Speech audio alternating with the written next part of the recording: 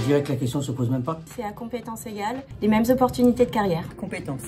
Même confiance. Les droits. Harmonie. L'esprit d'équipe. Même soutien. Rémunération. Un facteur de performance. Les valeurs. La même chance pour tous. Parité, inclusion, équité. Et même respect.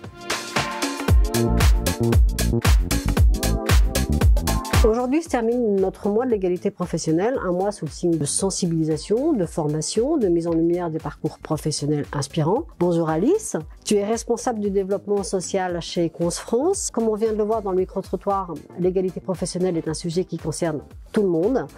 Et peux-tu nous dire pourquoi un mois dédié spécialement à l'égalité professionnelle chez Equance? Tout simplement pour faire un focus sur nos actions en faveur de l'égalité professionnelle, et puis c'est aussi une façon pour Equance de rappeler ses ambitions sur le sujet. En 2022, nous avons mené plusieurs actions. Pour te donner quelques idées, nos 74 références sexisme ont animé plus de 300 ateliers sur les territoires. Nous avons mis en place également une solution digitale d'autodiagnostic, #MeAndYouToo, déjà déployée par Bouygues Energies & Services. Dans nos entités, nous avons une tolérance zéro pour les violences sexistes et sexuelles, et c'est pourquoi nous allons mettre à disposition de l'ensemble de nos salariés la ligne d'écoute Speak Up. Comme tu le sais, Guylaine, la diversité, c'est un fait.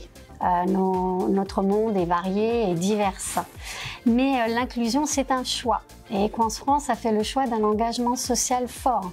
Et les études le démontrent. Une entreprise qui met l'égalité professionnelle au cœur de sa stratégie est plus attractive, plus innovante et plus performante.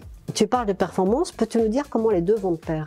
Une entreprise doit et peut être juste et rentable. Ce n'est pas antinomique, bien au contraire. Les bénéfices sociaux et économiques se rejoignent. Alors nous accompagnons évidemment l'ensemble de nos salariés sur les sensibilisations ou les formations sur la diversité et l'inclusion, mais on accompagne aussi la filière commerciale puisque ces sujets deviennent un atout commercial majeur. Donc on les accompagne dans leur réponse à appel d'offres et plus particulièrement sur les clauses d'insertion sociale. Et on a d'ailleurs créé un business game sur ces thématiques pour les accompagner le mieux possible.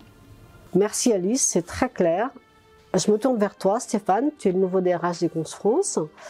Et j'en profite pour te poser une question pour rebondir sur les propos d'Alice. Equance France met en place des dispositifs en faveur de l'égalité professionnelle, mais nous le savons tous, dans nos métiers, les préjugés sont toujours présents et on peut régulièrement entendre la place des femmes, ça n'est pas sur les chantiers, elles n'ont pas leur place. Alors comment s'y prend-on pour féminiser nos métiers ?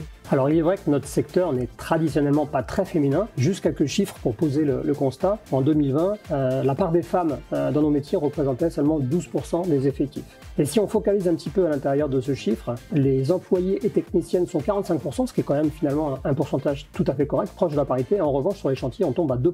Donc on a un constat qui est assez radical, disant qu'on peut attirer des femmes dans nos métiers, mais difficilement dans la production. C'est la raison pour laquelle nous avons considéré qu'on avait deux priorités. Première priorité, agir auprès des jeunes femmes au moment où elles s'orientent, c'est-à-dire à l'adolescence, au collège et au lycée, là où elles vont faire leur choix de carrière. À cet effet, nous avons un partenariat de longue date avec Elle Bouge. Nous avons 122 marraines Elle Bouge qui vont intervenir régulièrement dans les collèges, dans les lycées pour présenter nos métiers, les rendre attractifs et faire en sorte que ces jeunes femmes, naturellement, quand elles vont faire leur choix d'orientation au lycée ou en école d'ingénieur ou d'université, vont choisir nos métiers et arriver naturellement vers nous de par leur formation. C'est faire de l'alternance et de l'apprentissage une voie naturelle d'attraction des femmes vers nos métiers. C'est-à-dire faire en sorte que lorsque nous attirons des alternants, il y ait si possible la parité entre alternantes et alternants dans nos promotions, de manière à ce que ces personnes qui vont passer 1, 2, 3 ans chez nous, y restent sur le long terme. Deuxième priorité, faire en sorte que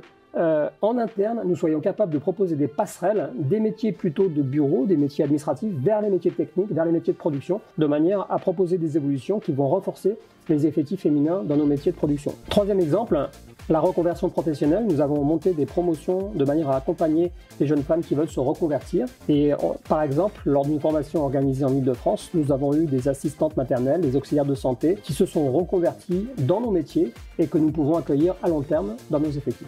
Et au-delà de ça, de façon exemplaire, nos comités de direction doivent aussi refléter cette mixité des effectifs. Nous nous fixons l'objectif en 2026 que nous ayons au moins 30% d'effectifs féminins dans les différents comités de direction, de marché, de territoire, de division.